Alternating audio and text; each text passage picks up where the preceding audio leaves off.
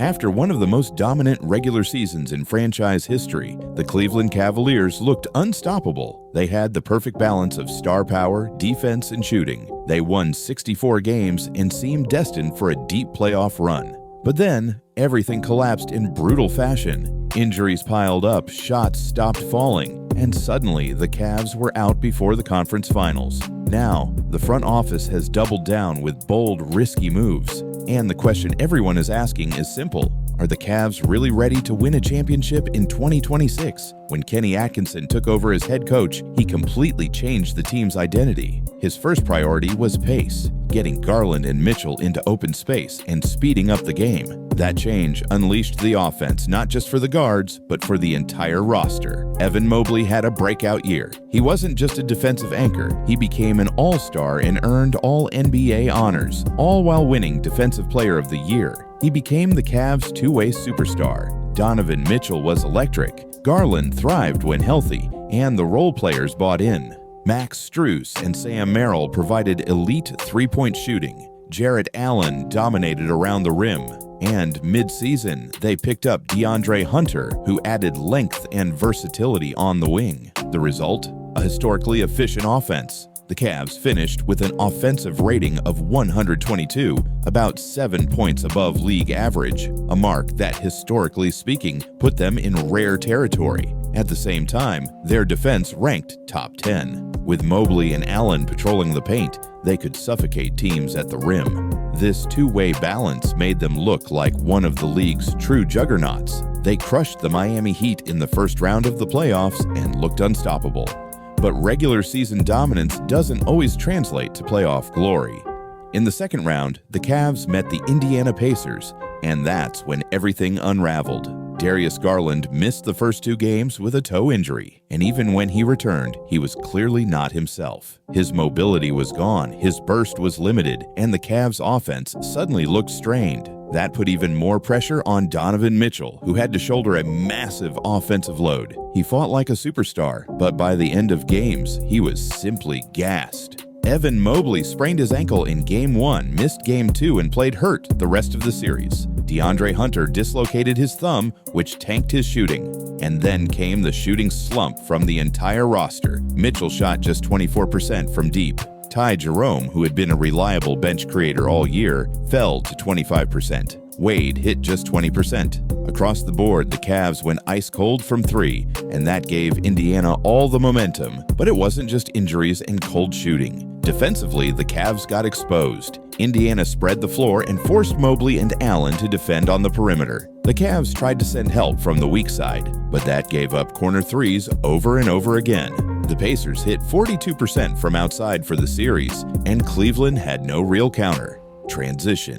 The Cavs' 64-win season ended in disappointment, but instead of running it back, the front office decided to take a massive gamble. Cleveland's front office didn't waste time. They knew the roster needed adjustments, and they made bold moves. The biggest splash was trading for Lonzo Ball. It's a huge risk. Lonzo has only played 35 games in the last 3 seasons, but when healthy, he's exactly what this team needs. Standing 6 feet 6 inches with a 6 feet 9 inches wingspan, Lonzo is a perfect point of attack defender who can guard shifty guards and bigger wings alike.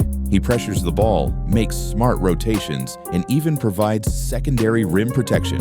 On offense, he's one of the best connective passers in the league, instantly moving the ball and keeping the pace high. And he's a legitimate shooting threat, hitting nearly 40% of his catch-and-shoot threes since 2020. Alongside Lonzo, the Cavs added Larry Nance Jr., a versatile forward who can play both the 4 and the 5. Nance brings length, rim protection, and the ability to switch on to guards. His presence gives Cleveland the flexibility to run all kinds of defensive schemes, whether it's switching, zone, or drop coverage. Transition. These weren't just random signings. They were targeted solutions to the Cavs' biggest playoff weaknesses. For years, the Cavs' biggest problem has been finding the right player to start and finish games at the small forward spot. They've experimented with Sam Merrill, Ty Jerome, Isaac Okoro, DeAndre Hunter, and Max Strus. Each brought something to the table, but none checked every box. Merrill and Jerome could shoot, but lacked defense. Okoro could defend, but his offense was too limited. Hunter offered size and defense but wasn't a primary ball pressure guy. Strus provided shooting and some defense but wasn't quite the lockdown wing stopper. Lonzo changes that equation. His defense, length, and shooting make him the ideal glue guy. He can guard the best opposing guards, hit open threes, and keep the ball moving. That's exactly what Cleveland needs next to Garland, Mitchell, Mobley, and Allen. It's very possible the Cavs start Strus at the 3 during the season, but come playoff time, Lonzo could be the closer in that spot. Transition. But as exciting as that sounds, the Cavs are still walking a tightrope. The biggest question hanging over Cleveland's season isn't about talent, it's about health. Lonzo has missed nearly 3 full seasons. Larry Nance Jr. has dealt with his own string of injuries. Garland and Hunter both have a history of missing time. Even Mobley and Allen have had smaller setbacks. On paper, the Cavs might be the deepest, most balanced team in the East. But if injuries pile up again, all that potential could collapse in the playoffs once more. This is the gamble Cleveland is making. The ceiling is a championship, but the floor is another heartbreaking early exit. Transition. Still, if everything comes together, this Cavs team could be even better than last year's 64-win squad. Think about what it takes to win a championship. You need star power. The Cavs have that with Mitchell, Garland, and Mobley. You need defense, and they've got one of the best rim-protecting duos in the league with Mobley and Allen, plus a defensive genius in Lonzo.